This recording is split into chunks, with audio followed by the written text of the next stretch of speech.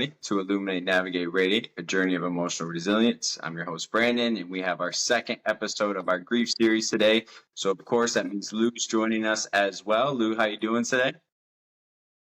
I'm good, thank you. Yeah, thank you again for joining us. I thought we had a great conversation last week about the different stages of grief and just kind of how it can look in our lives. And so I thought it would be a great way to kind of then go into how it affects our lives and how it kind of can affect our mental health.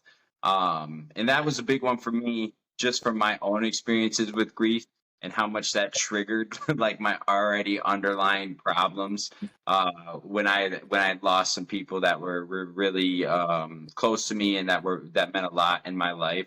And so I know grief can have those different impacts on our mental health, but just kind of what are your initial thoughts on how kind of grief and mental health start to intertwine a little bit?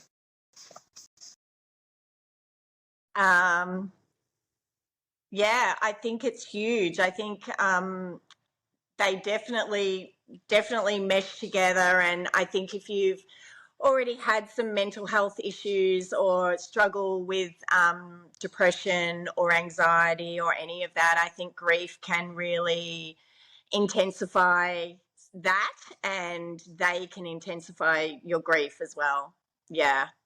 Yeah, no, and like when we're grieving, I look at it and I see how that started to have some different triggers when I was grieving. Like I'd have different triggers when it came to my mental health. And I'd have these different things or different thoughts when I thought about losing somebody, my anxiety would go way up. Or when I was away from somebody a little bit more, I'd be a little bit more isolated because it started to feel like that. But it felt like it had a really big impact. And I don't know if that's because I have a lot of underlying mental health issues or some different ones that it brings out. But have you had that experience where, when you're in a grieving process, no matter what it's from, that it's triggered some mental health issues for you, or that it's caused you to start to develop some of those even? Yeah, for sure. I mean, I never thought I had any mental health issues. But now when I look back at particularly like after my mum passed, I couldn't quite work out what was going on with me. And now having some space from that, I think that it I think I said to you my relationship with my mum was quite complicated, and it definitely brought up a lot of stuff from my childhood, our relationship, the way that I handled situations. And, I had a lot of regrets about time that I spent with her and things like that. And I think with grief as well, I think it makes you more self-aware because you're kind of dealing with so much of the stuff that's going on with you. And I think as you become more self-aware, in turn, you sort of acknowledge a lot more of your mental health stuff. And for me as well, I think the end of my marriage, I was with him for 28 years. And I think at the end of that, I just had so much anxiety about being alone, starting my whole life again. The thought of dating again was just terrifying to me. It's probably the first time in my life where I went, and plus COVID as well, like being in lockdown for such a long period of time, all of that mixed in together. I think probably 80% of Melbourne has some form of anxiety now. When you see people socially now, it often comes up that people are like, I'm just not the way I used to be. Like I get so nervous about social situations, and yeah, it's really interesting. And I mean, we're in such a massive mental health crisis in Australia right now. It's insane. Yeah, I don't know about, well, I'm sure it's everywhere. Yeah. I was about to say, I think, it's everywhere, especially after COVID, when the whole world just changed, right? Our lives completely changed, where I think, I mean, that could even be a grieving process with somebody, but we realize how quickly everything could be over or everything could end. And especially that initial few months, we didn't really know what was gonna, what return to life was gonna look like. And I'm like, just kind of Yeah, processing that was, I was filled with so much anxiety because what I did, I worked in schools and I worked with kids. And so, like, right away, my jobs were gone.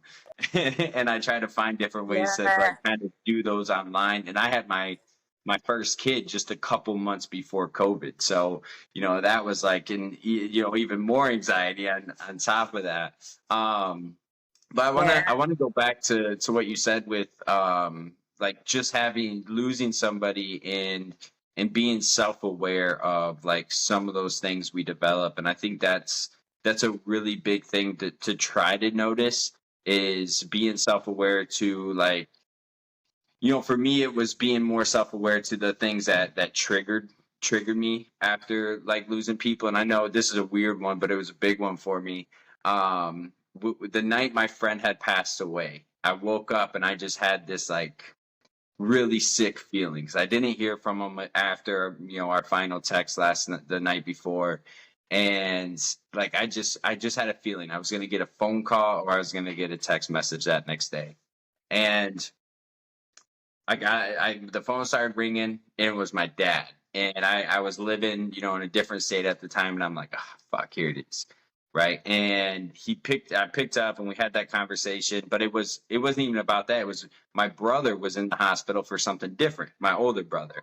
And so I'm like, it was a really weird feeling because I was worried about my brother, but I was like, oh, thank God, it wasn't that. And then 5 minutes later, I got a phone call from a mutual friend that was telling me the news. And so like, if I get a phone call or a text message and it's like, oh, hey, I got to tell you something, or I'm not sure why the person's calling from me, my heart still drops a little bit. And I have to kind of take a step back and just, like, all right, just take a breath.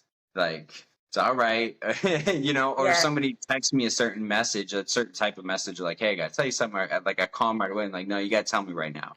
Like, I just got to know, because yeah, I start to panic a little bit. I start to kind of freak out a little yeah, bit. Anxiety starts kicking in. And so I think, like, I know that about myself. So I don't let it, like, drive me too crazy like I used to. But I think realizing that especially how we learn of grief or how that happens or what that relationship was, I think that can lead to some of those different triggering things that can kick in depression or anxiety, or the PTSD that can come from losing somebody. Or, like you said, I could just imagine losing a 28-year relationship where it's like, oh, you, like, your whole world is different because that person in that yeah. time become part of you, right? Absolutely. Like it's every little aspect of my life is different now to what it was 4 years ago. Like it's just there's nothing the same. So it was initially it was just, and it wasn't kind of my choice, but it was like, yeah, I was just terrified. And same as you, I think because I had a period of so many losses, I was the same. I just felt like every time my phone rung, Mm. I just got that feeling in my stomach like, oh no, what's happening now? It just felt like every time I came up for air, something else happened. So I just lost all faith in like the safety of the universe. I just felt like, yeah, it just kept coming at me. And I've got a girlfriend who, really close friend of mine, who's just going through it now. Like she's lost 3 family members in 8 months, and she's got one sister left. Like she's lost her whole family in such a short space, and I feel like she's not even coming up for air. She just keeps getting hit with more sadness and tragedy, and it's just, yeah, it's a lot. Um, so yeah, it just and you see the sort of slow spiral of your mental health because yeah, we've got resilience, but sometimes this world is so unfair to people, and you just go, yeah, I don't know, it's yeah, it affects so much Yeah, in no, terms of mental health. and I think it's, grief is such a powerful thing, right? And depending on, what it is that we're grieving and what, the how much of our life it made up, or how much we defined our life by that thing or by that person, by that relationship.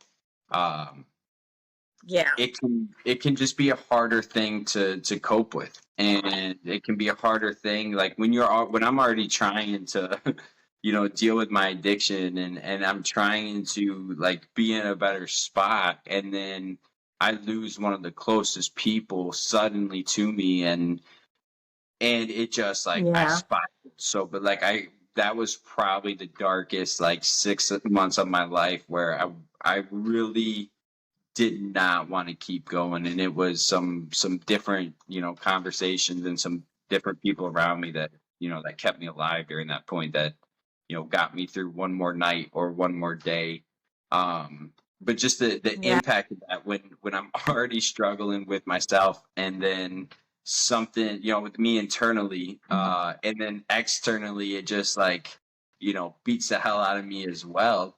It's so hard to be able to balance, like, okay, I got to take care of this and I got to take care of this, because if I just totally ignore this, it's going to get worse.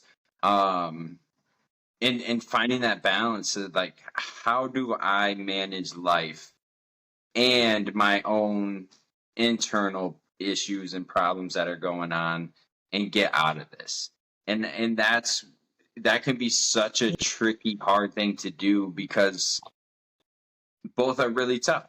Both are really hard things to deal with. And so, like, finding those support systems, or finding those, good coping skills, can be, life saving when you're dealing with grief and mental health issues kind of intertwined, and in the different moments of our life. Yeah. Yeah.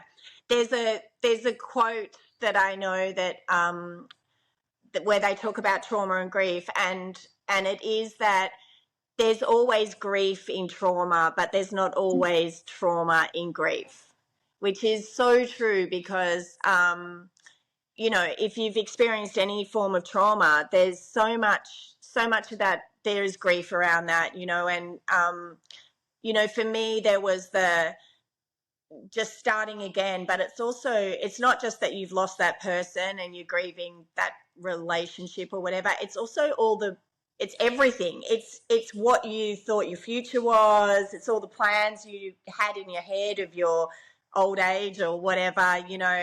Um, it just reframes everything, and I think for me it brought up all my traumas. It's just like all of a sudden you just feel so raw and vulnerable, and it brings up everything. It brings up your childhood stuff and things that you didn't even know were there that are buried. And then it changes relationships too, right? I mean, we were talking about this before we came on, that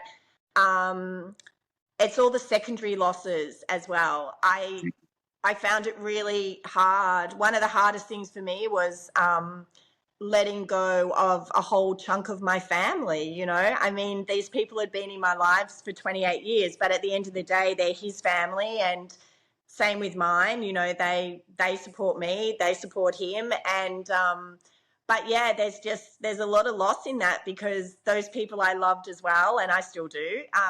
But the relationship changes, and it takes time for you to adjust to those changes and understand that those people don't love you any less necessarily, but yeah, I think it changes your boundaries too. And for me, I had to remove some people from my life during that time, because it wasn't supportive for me, and it wasn't helping me on my journey, like on my healing journey either. Um, and that's hard too, because then you grieve those relationships too. And um, but it's also really amazing. I mean, I have a lot of people say to me that people have let them down in their grief, which is really common. The people you expect to be there for you and be really solid sometimes aren't. But And I went through a real angry phase about that. I just felt like, where are they? Where are they? Like, they've just disappeared. These people that have always said, I'll be there for you forever. And, but then it's also amazing to see the people that step up for you that you never expect, I mean, it blew my mind, the people, particularly around my mum, that would send me really sweet messages and things on days like Mother's Day and stuff. And they were usually people that had lost their mums as well. But it was so touching to have people that you don't even know that well or are not particularly close to, but just, validate your feelings and say, I know today's hard for you. I know today's going to be awful for you. So, just want to reach out. It's, you got to try and focus on those people and not the ones letting you down, because it drags you down big time. Yeah, when no, you I think, mean, yeah, no, just as you said, that secondary relationship thing, it just really made me start to think about that, of how, like, when you move past a certain point in your life, or you lose somebody out of your life and you're grieving that, then you also kind of start grieving the losses that come with that, right? You start grieving the yeah, ended friendships, or the ended, like, if it's a job thing, the coworkers you worked with, or just all these things that also start to change. And it adds on to that, right? When you're already losing a big part of you, and then these other things, these other people that you thought were also a big part of you, it's like, okay, well, that thing that connected us is kind of gone, and so now that relationship is just gone, which is a really, like, can be a yeah, really sad and hard thing to accept, just in that. um yeah, and then, what you said with the people you don't expect to be there. I had a really, like, as I was grieving my friend, and I was going through that. I was living in a trailer down in another state, and so once I had got back down there, there was a couple people in my life that, I mean, we were chatting, or we were decent friends or whatever, but their support in that really helped me get through it, and really helped me just survive, because that's all I was doing at that point. I was just trying to survive each day. But that was something. I yeah, don't know if that bond would have been so strong, just because that person showed me some, like, real care and some real empathy, and just, like, some real, just time, while I was going through that. And then I wanted to bring up one more thing you said there, because I think that was a really important step for me, in being aware of how grief was going to trigger different feelings of anxiety or depression, and that was, like, the anniversary of when my friend died, and that was a huge one for me. Like, I didn't even recognize it. I don't think, for the first year or two, but there was about the week before, and I'd start yeah, getting just, like, something, like, everything was just wrong. Everything was just wrong, and it was about 2 or 3 years, I think, before I really realized, like, oh, like, I gotta unpack some of this. I gotta be more aware, and I gotta do the things that are gonna keep me healthy around this time period, because I'm getting super depressed. I'm getting super down. I'm getting super anxious. And so, just like you were mentioning, around those anniversaries is such a big time to be just, self-aware of what you're going through, and what may come during yeah. those periods. Yes, it's amazing. I remember a couple of years ago, I had dinner with my dad, and we just had this really beautiful, like, he was just telling me a lot of stuff about his teenage years and things I'd never kind of heard about before. And as we were sitting there, we had this beautiful dinner, and as we were sitting there, I just started thinking about the fact that I was going to lose him one day. And I got in my car to go home, and I just cried all the way home. And I was thinking, what is wrong with, like, he's very healthy. There was no reason for me to be in that space. I couldn't work out why I was so emotional. And the next day, I realized that my mum's anniversary was in 4 days, and I hadn't thought about it. But what that triggered for me was thinking about the fact that our bodies know, right? It's like sometimes it takes a while for my brain to catch up, but it was literally like all these things were happening and I was reacting, but I had no idea why. And then once I realized what it was, it all made sense. It was like, oh, this is, and there's a book, I don't know if you've read that, The Body Keeps the Score. Have you read that? It's really amazing book, and it's basically about how our body holds on to trauma and loss, and what it does to remind us. So, and that was like a perfect example of just being really unaware of what was happening, and then once I put the pieces together, it all made sense why I was just going to that dark place, you know, of like loss and fear of losing someone else as well. It's yeah, it's No, interesting. it is, and I didn't even know that there'd be a book about that. But I think that the fact that we can relate on that, and just the fact that there's a book about it just shows like it really is I don't know if normal feeling is the right word for it, but it's a normal thing to experience. It's a normal thing Yeah. to be in this place where it's like, why am I upset? Why am I down? Why am I, something good just really, something I just had this amazing dinner with my dad. Why am I sitting here crying right now? And that can feel, that can feel isolating, and that can feel, frustrating. I know for me, when I got emotional, when I felt like I shouldn't be, I was frustrated. I was like, why am I still dealing with this stuff when I'm not doing drugs anymore, when I've found better ways to cope? Why am I still getting like this? Why am I still getting down? I get so pissed at myself, right? So frustrated with myself. And starting to understand that and talk about it a little bit more really helped me realize, like, these are normal things to experience. These different triggers from grief, having anxiety from grief, having depression from grief, having this trauma surrounded, um, from the circumstances of what happened in loss. Again, I think that can be in loss of anything, but understanding the circumstances and how that created different different traumas in that of just what happened helps me cope with that in a better way. Help me manage it in a different way, because it still can hit me pretty hard sometimes. And Yeah. like it can those feelings can come back. Like there's a certain song I hear, and right when I hear it, it's just like, my heart starts beating a little faster, and all I can think about is my friends. And so, like, I have better ways of coping with that, and I think that's like one of the biggest things that we need to try to develop is that I want to go back to the self-awareness you talked about in the beginning. It's just being self-aware of these things that may trigger us, or these things that may bring these issues or these challenges up. And then, okay, well, this is what I do when I'm feeling this. This is what I go to when I'm feeling this, so that way I don't let it become completely destructive like I have done in the past. Yeah.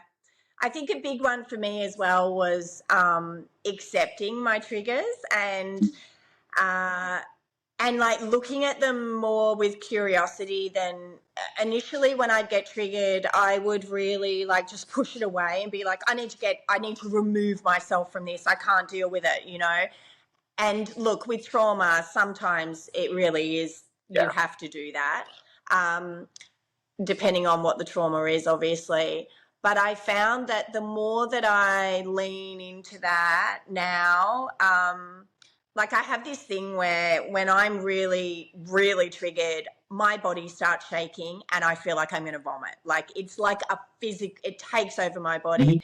And the last time that happened, and it's usually for me to do with being betrayed or lied to, that really is a big one. The last time it happened to me, I was like, it really shook me up because it was all in my head. It wasn't actually a real betrayal. It was something I thought was happening. And I was like shaking, and I called a girlfriend of mine who has had a lot of trauma as well. And she kind of talked me down from where I was at and was like, this is not what it is. Like right now, your brain is going to a place that's not accurate. But after that, I really, once I got out of the physical feeling of it, I really just looked at myself and looked at what it was that was making me feel that way, and that again, that self-awareness and going, oh, okay, this is what it is. And it's just, yeah, it's a really, our triggers are actually there to help us, right? They're there to teach us what isn't healed yet.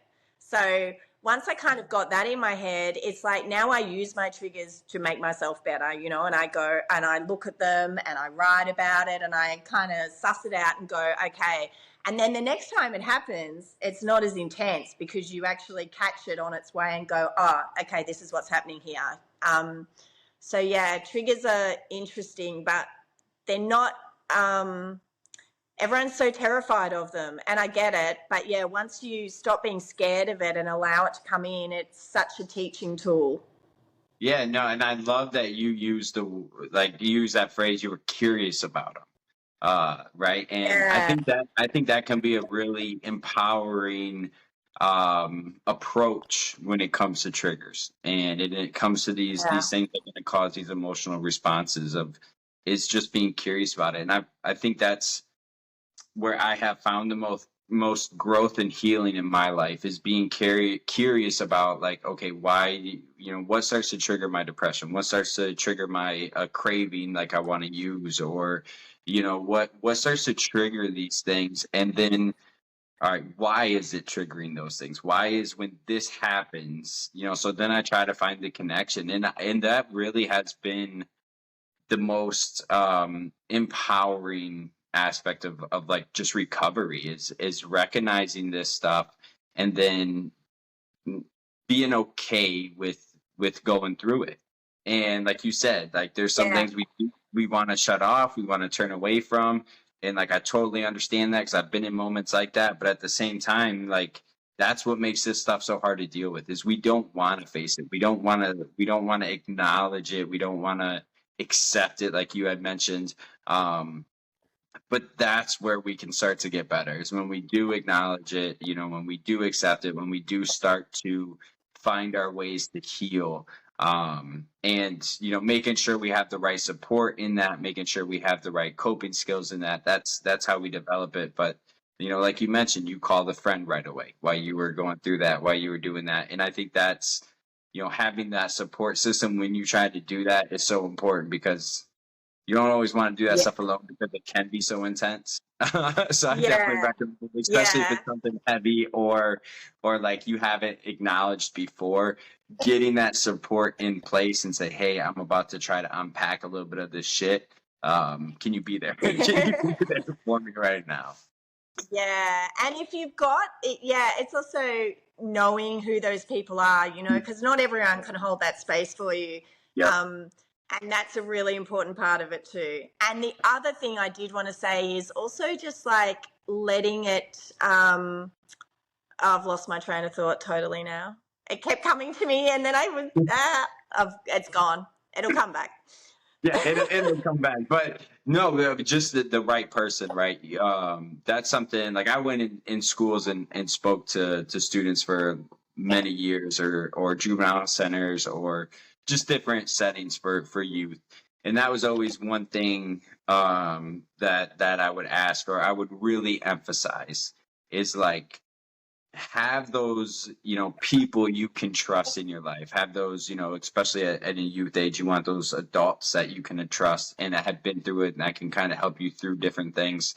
But it's find those people that you can trust and find those people that can hold that space for you.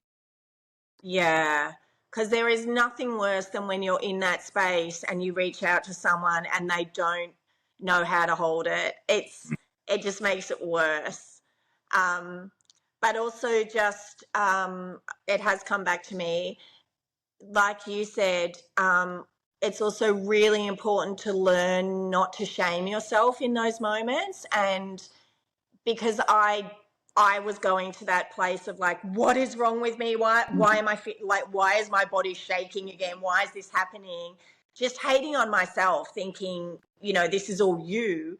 But then realizing, no, that was just a physical response to what I thought was going on, you know. And just being, again, it just comes back to being kind to ourselves and treating ourselves like we would a friend. You know, you wouldn't say to a friend, what are you doing? Get over it. Like, why are you reacting this way? Some But people we do might. it to ourselves. Yeah, Well, no, yeah, they're the ones we don't call. yeah. But no, that, I mean, that's just, that's just a really good point of, when you're unpacking this stuff, when you're going through it, is like, it does take a lot of kindness for yourself and care for yourself. And I think that's one of the big practices you can have when you're going through stuff, is just understand, like, you're not going to be perfect in it, that it's going to affect you in negative and maybe positive ways. And it's just going to be hard to deal with, because that's, grief, mental health challenges, those are all tough things to face. And so having that bit Yeah. of kindness and, almost slack for yourself, and understanding, like, hey, it's tough. You're going to cry. You're going to want to sit there for a little bit. You're going to want to isolate. You're going to want to do this stuff. Like, that's normal, but we have to face it Yeah. if we want to get better. Yeah. And it's also that thing that even when you feel like you've done so much work and you're on your healing journey and it's all going well, just accepting that it's still going to come up at times. There's still, like that for you, there's that song. There's certain songs for me that just get me every time as well. And or just moments. There's just days where sometimes I think about what's happened in the last 5 years, and it just still takes my breath away of how much I've had to deal with and how much my life has changed. Sometimes it still gets to me. It's still like, oh my God, that's been a lot, it's just weird how when it crops up. And, like, I've had a week like that in the last week, obviously. I've had 3 losses that don't all affect me. Some of them are my really close friends, but it's just a lot of death around me at the moment. And my uncle passed away on Friday, and which, brings up everything. It's just, it changes your family dynamics. It's like, part of, it's my dad's brother, and it's the first sibling to pass. So for there's 4 of them, and just the fact that it's just, it's not even computing in my brain yet. He lives in another state, so I feel like he's still there. It won't probably hit me until I'm up there at the funeral and stuff. But yeah, it's it brings it all up again. And I've had that feeling of, oh God, am I going into another cycle of loss? Like, because it's been, I will have been at 3 funerals in a week, and I'm like, I said to someone the other day, I used to go to parties and now I feel like I just go to funerals. But I'm at that age as well. A lot of my friends are the same. We're all losing parents, and we're at that age where, we're kind of the next generation to, like, we're becoming the elders, which is freaking me out because I still feel like I'm 28. And it's like, that generation above me is starting to move on, and we're next. So it's a never-ending journey. Yeah, I mean, and I know you shared that with your uncle, and and I'm sorry to hear that. And I think about how the deaths of my family have changed their dynamic when they've happened. And that's a hard thing to grasp, especially if you're close family, right? Or if you've you do different things, and then something happens, and then, like, everybody just kind of starts to separate. Everybody maybe doesn't keep in touch anymore. Different things like that, and kind of like you mentioned, if it's further away or they're further away, it's almost like it hasn't hit you yet, because you haven't seen some aspect of it, that really makes it sink in. And just mentioning that going to 3 funerals or been to 3 funerals, just like that, that's so hard, for me to accept. I don't think I've been to a funeral for one sober yet in my life. And the few that I went to, they're just, I don't know. It's a really hard thing for me. I went to one that I drove there, and I left. I couldn't get out of my car. He was a former, player of mine, so it was a really young man who took his own life. Yeah. And I drove there, and I saw just all these people, and I couldn't go in.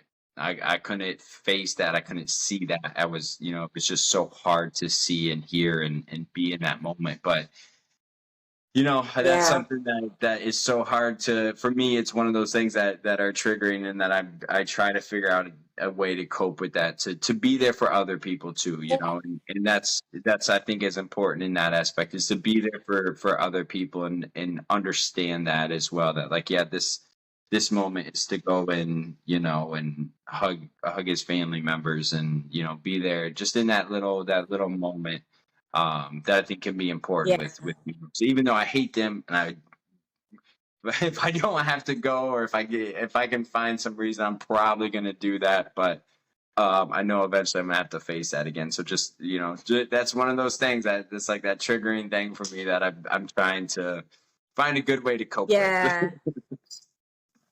Yeah. It's not easy, and it's yeah, funerals can be so triggering for people. I mean, I know that after my mum passed, like the next funeral I went to, I just struggled through it so much, because you can't help it. It's still so raw and fresh, and yeah.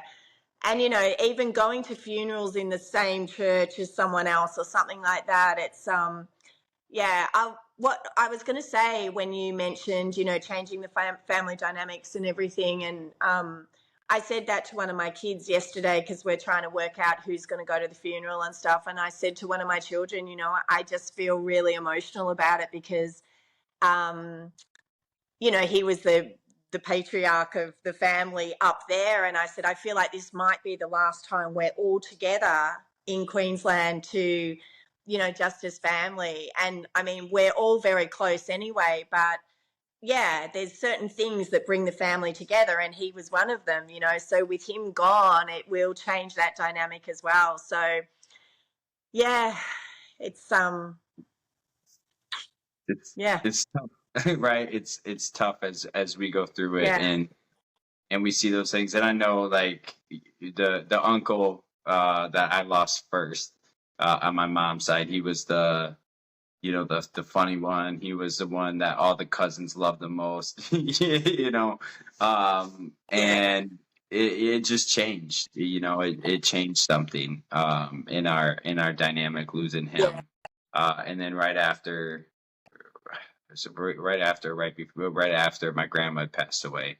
So his mom, and my mom's mom, and my aunt's mom, and so just like it Yeah. it it just sometimes some of that stuff stops, and that's what sucks. And so, kind of going back to that secondary grieving thing, Yeah. but in the end, that's where we have to be kind to ourselves, right? That's why it's so important to work on that growth, and be kind to yourself, and appreciate the moments you have, and soak up every moment you can with the people you love, and the time you get to spend with them, and Yeah, enjoy for the things you sure. get to enjoy, because if you haven't experienced that too much, and the one thing I always say COVID taught us is that life can end or change in an instant, because literally the whole world stopped and changed, and it showed us that. I remember that it was overnight, and so, like, that Yeah. just shows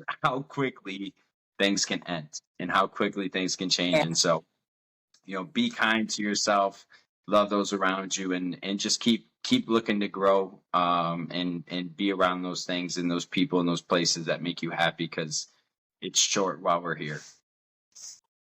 That's it. And none of us know, right, when our time is up. I mean, that's the thing. I mean, my uncle was 86.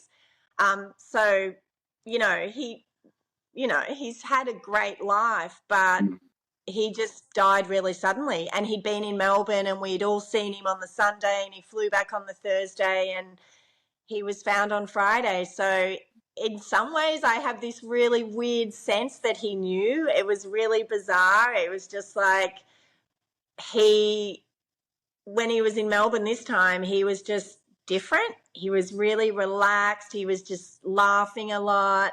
The siblings all caught up the night before he left and had dinner together, and they talked to that. My auntie told me the other night, she was like, we had the best night. There was just a lot of banter, a lot of laughter, and she said, and there was a lot of talk about when I go. And I was like, really? And she's like, yeah, he was talking a lot about, well, when I go, I want this and this. And yeah, so it feels really special that we all got to have some time with him. We all got to see him. It was one of my auntie's 80th birthdays. So the whole family was together. And yeah, I feel like it was such a beautiful blessing. And yeah, but just such a shock for everyone because he was so healthy and doing really well. There was no signs that he'd be gone the next day, you know? Mm. Yeah.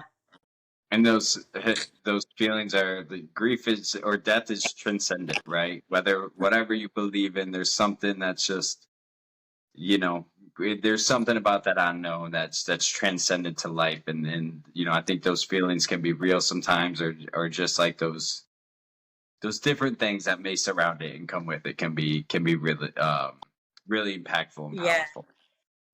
Yeah. So, you know, thank you again, Lou, for joining me and talking through some of this stuff. You know, again, I think we were talking before about making it a little shorter, and we went about the same time. So another, you know, just a really good conversation. But I think some really good takeaways and being able to relate and kind of, you know, understand that, you know, this stuff is hard, it's heavy.